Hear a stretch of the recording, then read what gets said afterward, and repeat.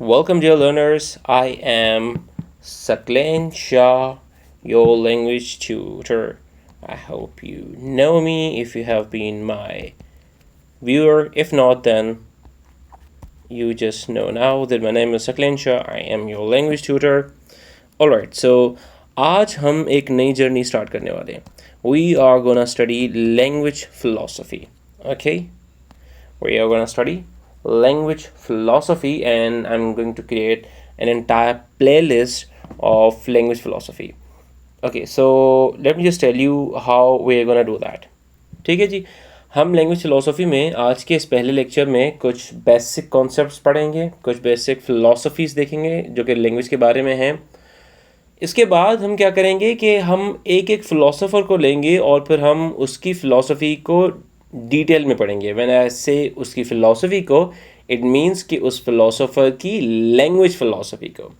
हम कोशिश करेंगे कि स्टार्ट करें हम एंशिएंट इंडिया से, जहाँ पर हमारे पास पाणिनी एक बहुत बड़ा नाम है. People call it Panini and Panini as well. So we will study him. And then in ancient Greece, we'll be studying the language philosophy of Plato, the language philosophy of Aristotle. So you got like ancient India, and then after ancient India, you got the language philosophy in ancient Greece. अच्छा, Greece की language philosophy और India की language philosophy को पढ़ने के बाद we'll try to see the language philosophy of Stoics as well. Okay, because it makes a lot of sense कि हम ग्रीक्स को पढ़ने के बाद स्टॉइक्स के ऊपर जाएं. ठीक है, it's just the chronology you see. और स्टॉइक्स को पढ़ने के बाद we will see some other Romans as well, जिन्होंने लैंग्वेज के ऊपर अपना काम किया है या फिर लैंग्वेज के ऊपर अपनी कोई फ़िलासफ़ी दी है. विल सी कि वो क्या कहते हैं लैंग्वेज के बारे में. Okay, other than like these, एक जो है वो एक ऐसा एरिया है लैंग्वेज फ़िलोसफी का जिसको नॉर्मली लैंग्वेज के स्टूडेंट्स या फिर मैं ये कह लूँ कि लिंग्विस्टिक्स के स्टूडेंट्स नहीं टच करते, और वो है language philosophy of ancient China. Okay, मैं एक लिंग्विस्टिक्स का स्टूडेंट हूँ और मैंने बहुत ही कम देखा है कि कहीं पर एंशिएंट चाइना की लैंग्वेज फ़िलोसफी को पढ़ाया जाए. So we will try to make a video on that as well. After ancient China, we'll go to Renaissance era, जहाँ पर हम डिफरेंट लैंग्वेज फ़िलोसफर्स को देखेंगे. फिर हम इनलाइटनमेंट में आ जाएंगे. हम लॉक की लैंग्वेज फ़िलोसफी को देखेंगे. हम रूसो की लैंग्वेज फ़िलोसफी को देखेंगे. And we will try to see some other philosophers of that time as well जिन्होंने अपनी लैंग्वेज फ़िलोसफी दी है. इसके बाद फिर हम मॉडर्न लैंग्वेज फ़िलोसफर्स को देखेंगे. हम मिखाइल बख्तिन की फ़िलासफ़ी को पढ़ेंगे. हम चॉम्स्की की फ़िलासफ़ी को पढ़ेंगे. B.F. स्किनर की फ़िलासफ़ी को पढ़ेंगे. So you see, there is simply going to be a lot in this playlist of language philosophy. So stay with us and let's learn about some basic language philosophies. Alright, so the first philosophy we have is structuralism. Okay, now what is structuralism? Okay, it says that structuralism was developed by Ferdinand de Saussure. He was a Swiss linguist, if I'm not wrong. Well, he is also called the father of linguistic structuralism plus father of modern like linguistics. ठीक है जी. So what is the key idea over here? If you see, the key idea is that the language is a system of signs where meaning arises from differences between signs. ठीक है जी. Simple ये है कि the elements, okay, the idea that the elements of language are defined by the relationships and differences within the overall structure. ठीक है. अब socio की structuralism को समझने के लिए हम सोशो के ऊपर एक अलग से वीडियो बनाएंगे, लेकिन मैं आपको सिंपल एक थोड़ा बता दूं कि language is a system of systems. ठीक है, लैंग्वेज एक ऐसा सिस्टम है जो कि और कई सारे सिस्टम्स के ऊपर डिपेंड करता है, और यहाँ पर मीनिंग जो है वो किस तरह से ड्राइव होती है, वो साइंस के थ्रू ड्राइव होती है. अब अगेन सोशो ये कहता है कि एक साइन में हमारे पास एक सिग्निफायर होता है, सिग्निफाइड होता है, और जो मीनिंग है it is arbitrary. Like for example आप केट को केट क्यों कहते हैं, ठीक है. Why cat is cat and dog is dog. Why the animal dog is not called cat and cat is not called dog, ठीक है. मतलब इनको ये नेम क्यों दिया गया है या फिर इस नेम के पीछे लॉजिक क्या है. तो सोशो कहता है कि लॉजिक ऐसा कुछ भी नहीं है, लेकिन क्योंकि अब नेम दे दिया गया है तो इसको चेंज करना बहुत मुश्किल है. So why cat is cat.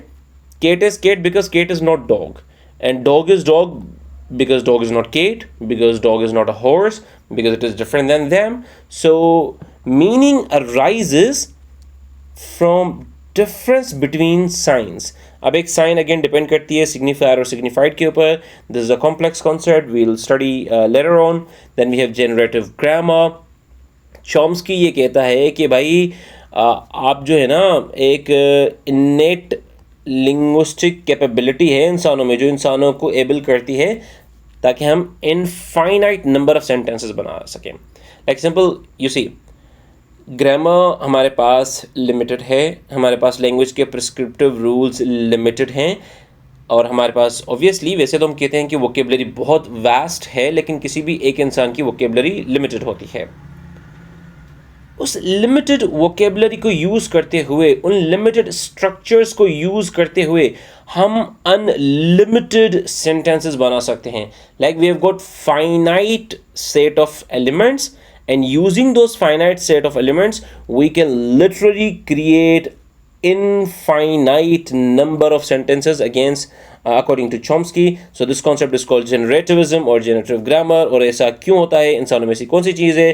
तो चॉम्स्की कहता है कि भाई हमारे पास यूनिवर्सल ग्रामर है. यूनिवर्सल ग्रामर के कॉन्सेप्ट को भी हम जब चॉम्स्की को पढ़ेंगे तो हम डिटेल में पढ़ेंगे, या फिर जब हम BF स्किनर को पढ़ेंगे तो उसको भी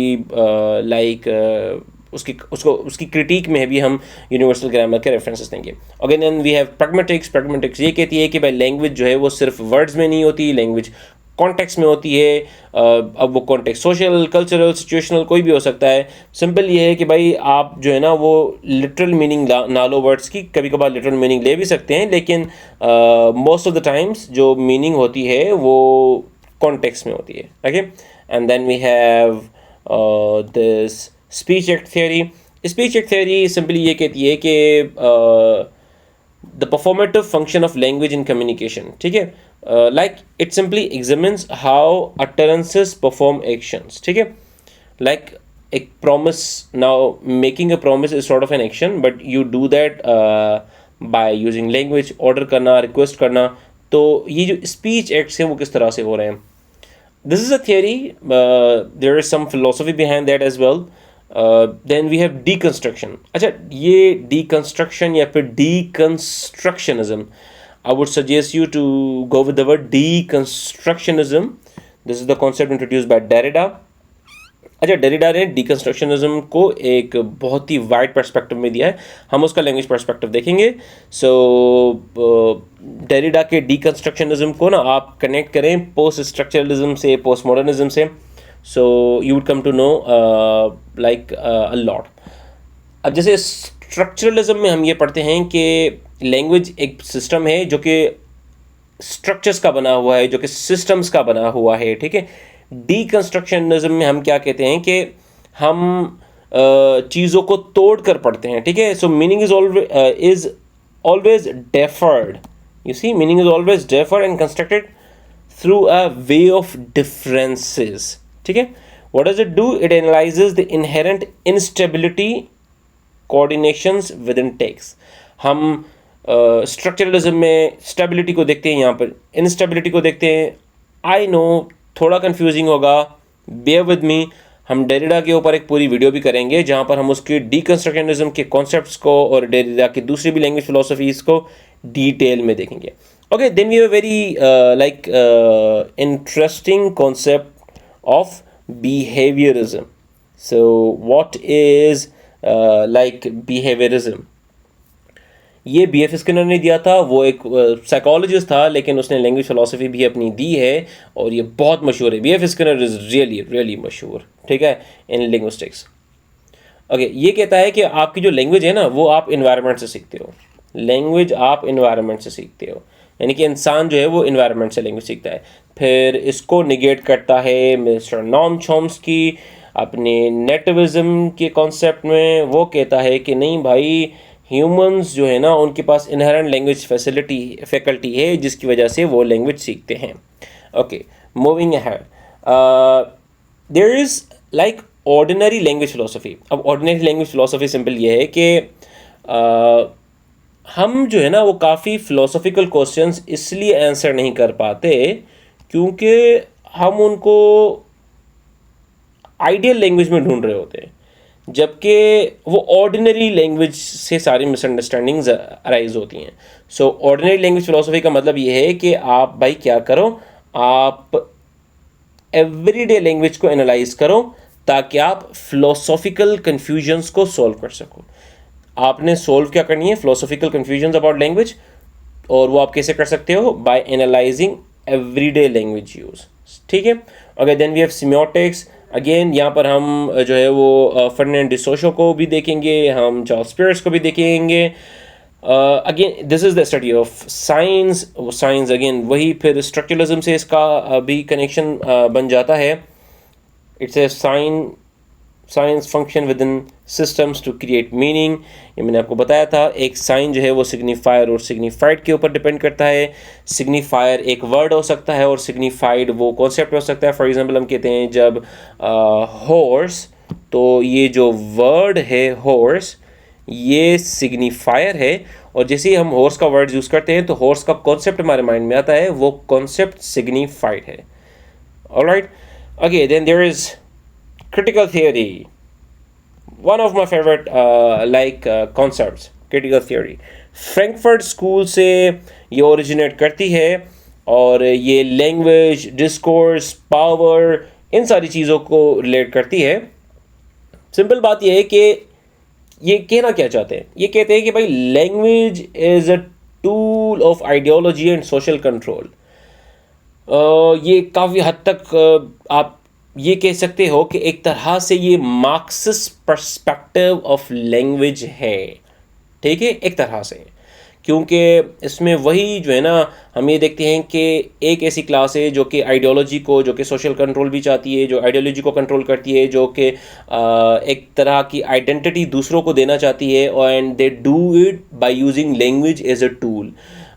एक मशहूर कोटेशन भी है किसी फेमस पर्सनालिटी की कि language can be use as a tool of domination as well as a tool of liberation.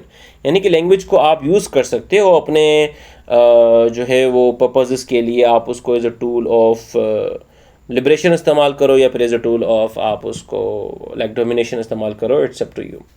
Fine, then we have post structuralism. हम इसके ऊपर थोड़ी पहले भी बात कर चुके हैं। Post structuralist like Derrida, as we said, इसके ऊपर हम एक अलग से लाजमी वीडियो बनाएंगे। Michel Foucault, again my favourite Michel Foucault, Foucault's great.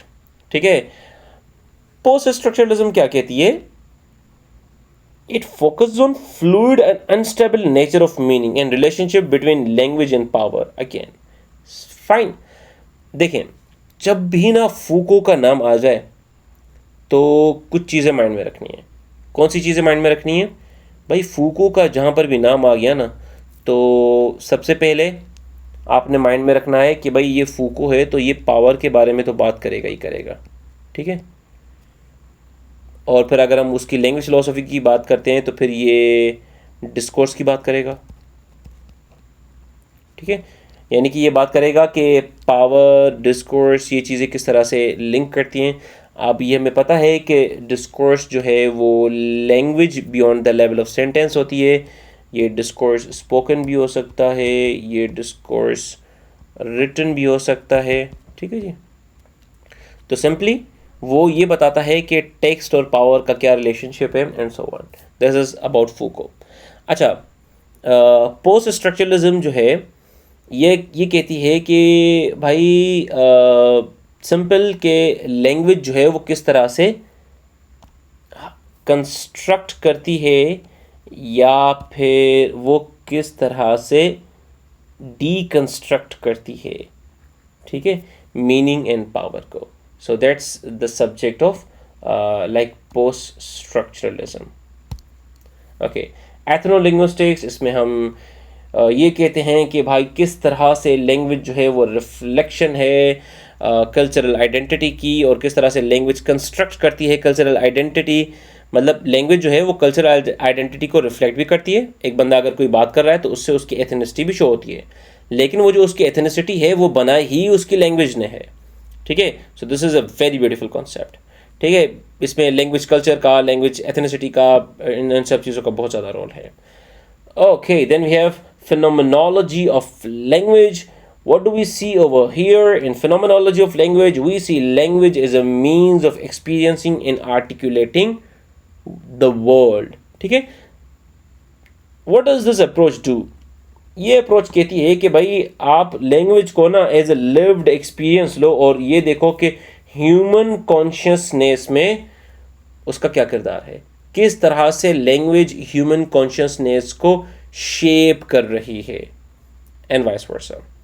Okay, then we have cognitive linguistics.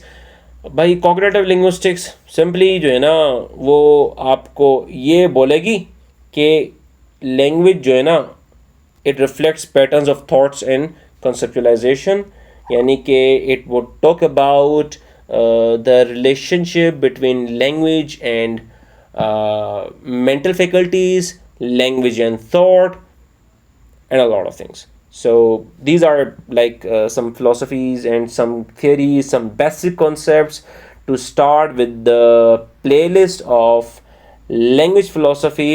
हम एक एक फ़िलोसोफर को पढ़ेंगे, हम पाणिनि को पढ़ेंगे, उसकी अस्तः पढ़ेंगे, फिर हम प्लेटो की फ़िलोसफी को देखेंगे, हम एरिस्टोटल की फ़िलोसफी को देखेंगे, स्टोइक्स को पढ़ेंगे।